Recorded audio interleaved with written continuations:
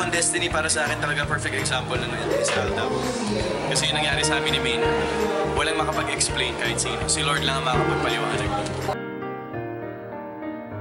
Sobrang thankful talaga ako. As in, totoo thankful talaga ako na dumating ka sa life ko. And kahit kailan, hindi ko makakalimutan yun. Sinabi ko naman na sa'yo, hindi ko siya makakalimutan. Talagang i-cherish ko siya buong buhay ko kahit ano mo. Paulit-ulit nila akong tinatanong, siya ba talaga? Totohanan na ba? At sa mga di ko pagsagot, marami silang paghihinala at panghuhusga. Pero bariwala lamang sa akin ang mga yon. Pagkat sa akin ay ikaw lang ang mahalaga. Sabi ng iba ay hindi ikaw ang karapat-dapat. Humanap daw ako ng iibig sa akin ng sapat. Kaya dapat daw akong maging maingat. Pero sino ba sila para magdikta kung sino ang nararapat? Thankful din ako na dumating ka sa buhay ko, na nakilala kita.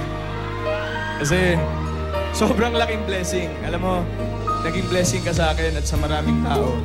And for that, nagpapasalamat kaming lahat sa iyo.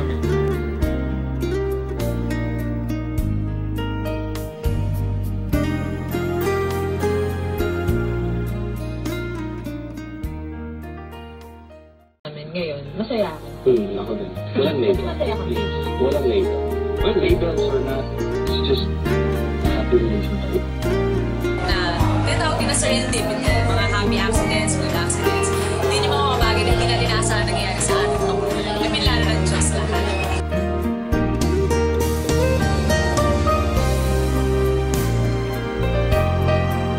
What we have basically is a mutual understanding, and we enjoy the company of each other, and we were basically happy.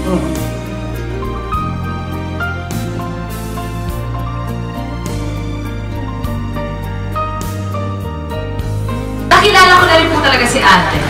Yung mga hindi po nakikita sa kanya ng mga tao, yung relationship po kasi namin, deeper na eh. So merong mga things about him na hindi nakikita ng lahat, hindi alam ng lahat. And ako lang, nakakaalam.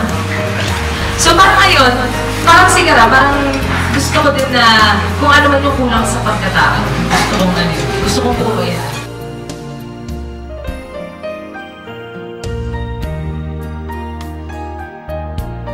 Yung care ko sa'yo, hindi nagbabago yan. Kahit from afar lang ako, aalagaan pa rin kita the most I can.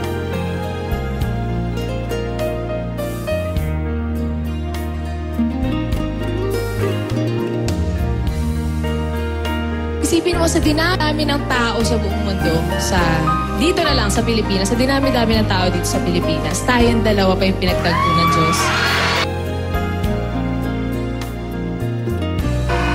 Meron ka talagang special spot dito sa puso ko. Hindi na mawawala yun kahit anong mangyari. Sobrang nakaka-overwhelm ang lahat na nangyayari ngayon at sa lahat na nangyayari sa isang taon na pagsasama nating lahat. Kaya maraming salamat po sa inyo. Habang nandyan po kayo, patuloy lang po tayo sa paggawa ng mga magagandang memories.